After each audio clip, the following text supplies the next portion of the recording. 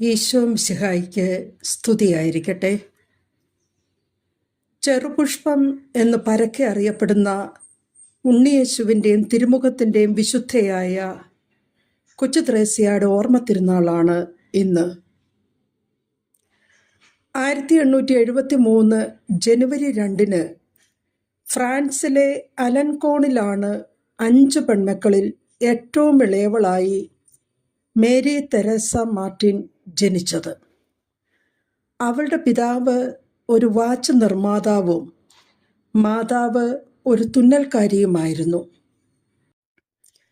തെരേസായ്ക്ക് 4 വയസ്സുള്ളപ്പോൾ അമ്മ ശ്രേലി സ്തനാർബുദം ബാധിച്ച് മരിച്ചു.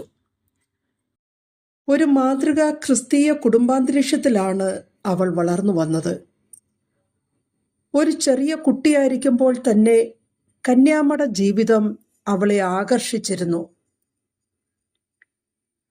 1887 കാർമലൈറ്റ് സന്യാസിനി മഠത്തിൽ പ്രവേശനത്തിനായി തെരേസ അപേക്ഷിച്ചെങ്കിലും പ്രായക്കുറവ് മൂലം പ്രവേശനം നിഷേധിക്കപ്പെട്ടു.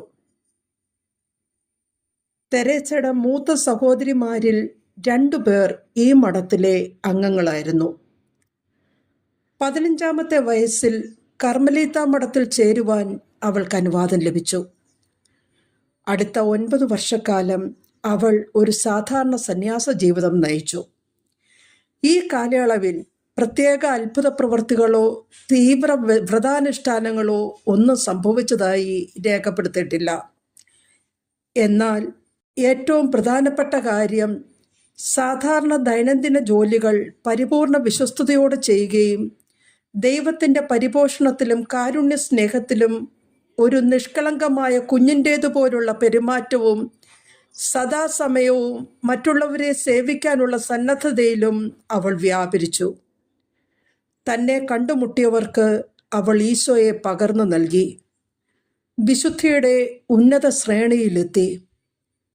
സഭയോട് ഏറെ സ്നേഹവും ജനങ്ങളെ തിരുസഭയിലേക്ക് അടുപ്പിക്കുവാനുള്ള അതിയായ ആവേശവും അവർ പുലർത്തിയിരുന്നു. വൈദികർക്ക് വേണ്ടി അവർ പ്രത്യേകം പ്രാർത്ഥിക്കുമായിരുന്നു. 24-ാം വയസ്സിൽ 1897 സെപ്റ്റംബർ 30 ക്ഷയരോഗത്തെ തുടർന്ന് നിത്യസമ്മാനത്തിന് വിളിക്കപ്പെട്ടു. 1925 ത്രേസ്യയെ വിശുദ്ധയായി പ്രഖ്യാപിച്ചു. ഭൂമിയിൽ നന്മ ചെയ്ത് ഞാൻ എൻ്റെ സ്വർഗം നേടും എന്ന അവളുടെ പ്രതിജ്ഞ ജീവിതത്തിൽ അവൾ പൂർത്തിയാക്കി. പിൽക്കാലത്ത് ജീവചരിത്രമായി പ്രസിദ്ധീകരിക്കപ്പെട്ട തെരേസയുടെ ഓർമ്മക്കുറിപ്പുകൾ വളരെയധികം ജനസമ്മതി ആർജിക്കുകയും വിവിധ ഭാഷകളിലേക്ക് വിവർത്തനം ചെയ്യപ്പെടുകയും ചെയ്തു. കൊച്ചു ത്രേസ്യയെ വിശുദ്ധ പദവിയിലേക്ക് ഉയർത്തുന്നതിൽ ഈ കൃതി ഗണ്യമായ പങ്കുവഹിച്ചു. 1997 പോപ്പ് ജോൺ പോൾ 2 വിശുദ്ധയെ വേദപാരംഗത പദവിയിലേക്ക് ഉയർത്തി. കൊച്ചു ത്രേസ്യയുടെ മാധ്യസ്ഥം തേടി ഈ തിരുനാൾ ദിവസം നമുക്കും വിശുദ്ധയോട് പ്രാർത്ഥിക്കാം. നിത്യം പിതാവും പുത്രനും പരിശുദ്ധാത്മാവുമായ സർവേശ്വര. ആമേൻ.